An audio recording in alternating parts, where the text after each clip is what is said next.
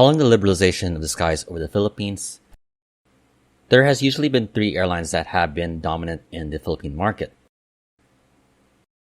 The current slate of the Philippine Big 3 airlines are Philippine Airlines, Cebu Pacific, and AirAsia Philippines, the Philippine-based subsidiary of the Malaysia-based AirAsia Group.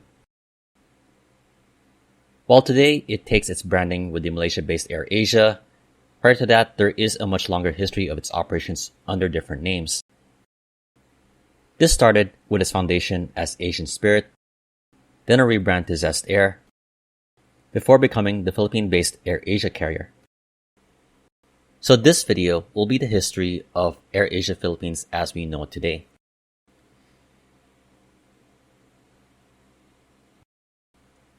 While today it operates with the recognizable AirAsia brand, the airline we now know today as AirAsia Philippines operated under different names, which for this video will be 3 chapters going back to the mid-1990s.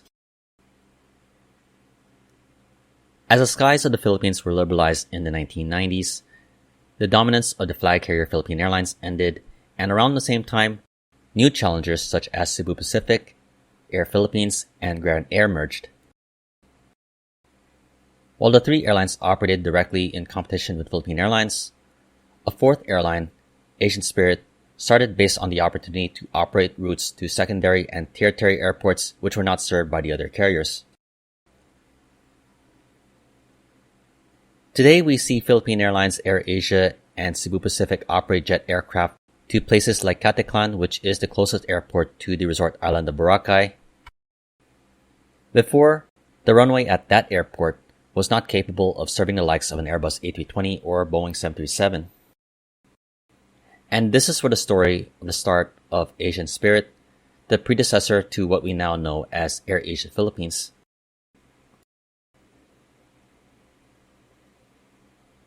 The setting for the start of Asian Spirit was in the mid-1990s with a group of 36 founding members comprising of what was called the Airline Employees Cooperative. Leading this group was majority shareholder Archibald Poe, along with Antonio Toti Torralba and Emmanuel Noel Ornate. Each reported to have invested $1 million each in the new company, and they were joined by former employees, with some reports saying they were friends from other airlines. As mentioned, they were looking to target secondary routes, often referred to as missionary routes. In an article on Philippine Business in 2006, then Asian Spirit Vice President for Commercial Operations Butch Rodriguez addressed this strategy saying, quote, "These routes could be operated with different types of aircraft with, quote, good economics. We could operate these routes profitably." While Cebu Pacific and Air Philippines were taking on larger jet aircraft, the team behind Asian Spirit would launch their operations instead with a 50-seat de Havilland Canada-7, which the new airline would launch its first flights in 1996 between Manila and Caticlan. Following that, it was then established in 1997 as Asian Spirit Incorporated, focusing on secondary cities such as San Jose, Cayuan, Boracay, Masbate, Virac, Dayet, Batanes, and Tablas, before expanding further to Tagbilaran, Bohol, and Tuguegarao. These destinations were new in Philippine aviation, such as Batanes, which is in the northernmost point of the Philippines, Siargao, which is now known as a popular surf destination in Mindanao, Busuanga, and Baguio, which is considered the summer capital of the Philippines for its cooler weather compared to other parts of the Philippines during the summer season. Following its launch, Asian Spirit would then acquire other aircraft such as the YS-11, the Japanese-built turboprop, the BAE ATP and 146, and the Avro RJ.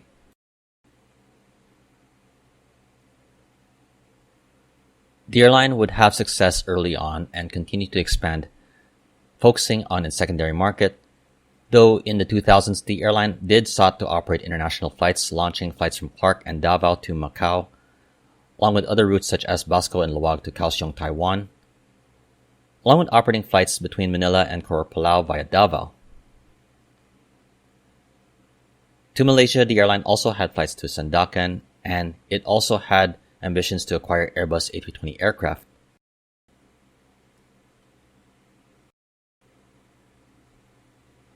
However, after initially being a blue ocean for Asian Spirit, what was a secondary market would turn red as other airlines started to pick up on it, leading to financial difficulties for Asian Spirit. And this is where we end the first chapter and launch into the second chapter, Zest Airways.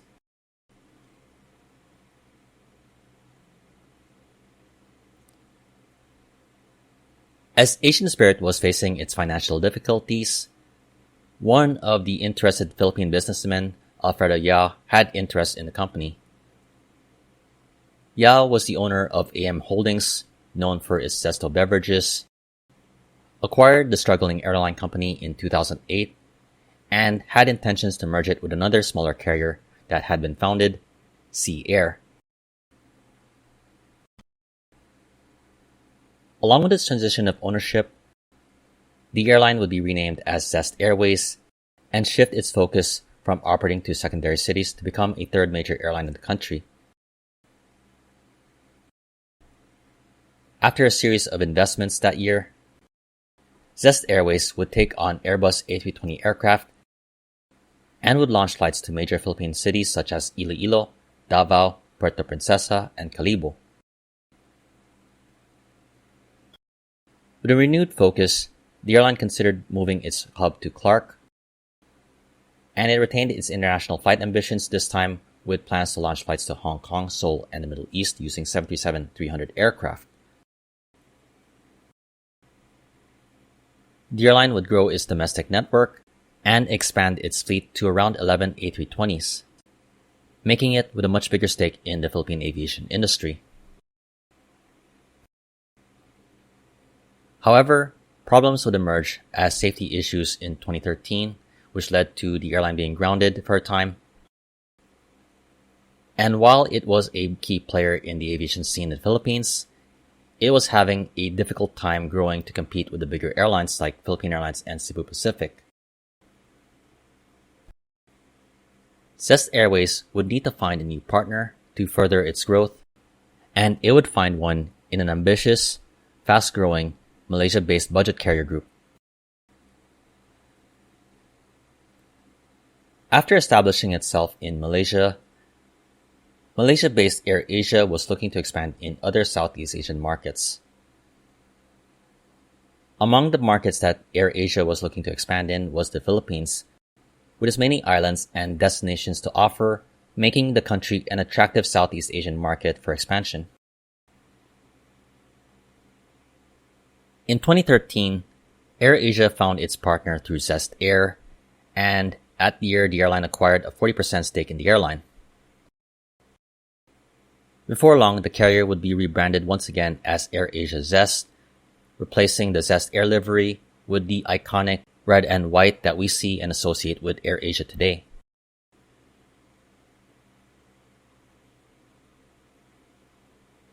After having a main base at Clark, AirAsia Zest moved its operating base back into Manila before becoming part of what we now know today as AirAsia Philippines in 2015.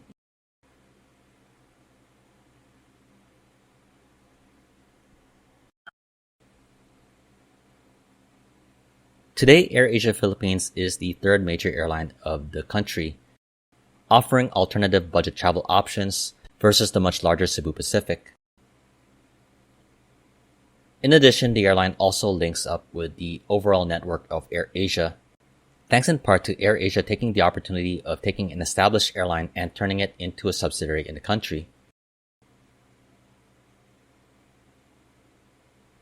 While we no longer see Asian Spirit and Zest Air, AirAsia Philippines operates with the IATA flight code of Zest Air, Z2. Would Asian Spirit or Zest Air continue without AirAsia? I really don't think so, as Philippine Airlines was already established, and Cebu Pacific, which was the first true budget carrier in the Philippines, did two things right: introducing Airbus A320 aircraft earlier, and making its focus on primary markets. Contrast to Asian Spirit, which was a brand that focused on secondary markets, which for most travelers would not go to unless they were on holiday. While they did pivot in the mid-2000s to become Zest Air, by then it was impossible to overcome the advantage that Cebu Pacific had to become the major airline of the Philippines, without the strong backing of a group like AirAsia.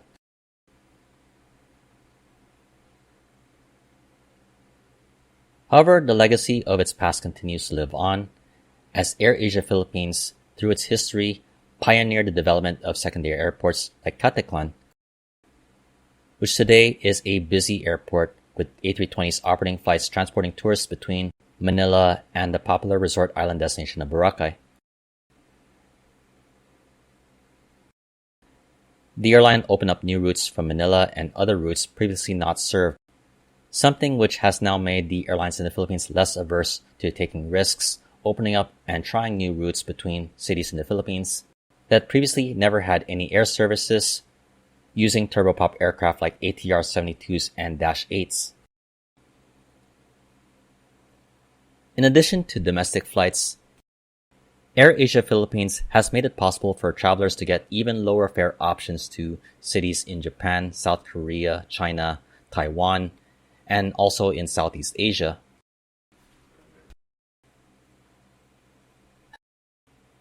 We have seen AirAsia dominate Southeast Asia with its subsidiaries beyond Malaysia, such as in Thailand and Indonesia. Along with the Philippines, where based on Philippine law, it is required to have a certain amount of local ownership. For the AirAsia Group, the seizing of what was the perfect opportunity at the right timing to enter the Philippine market through Zest Air is arguably one of the biggest game-changing moments in Philippine aviation history.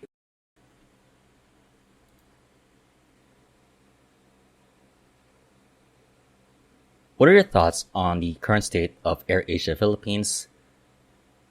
Also, do you have any travel experiences with the airline or historically with Asian Spirit and Zest Air? I definitely would love to hear your experiences in the comment section below.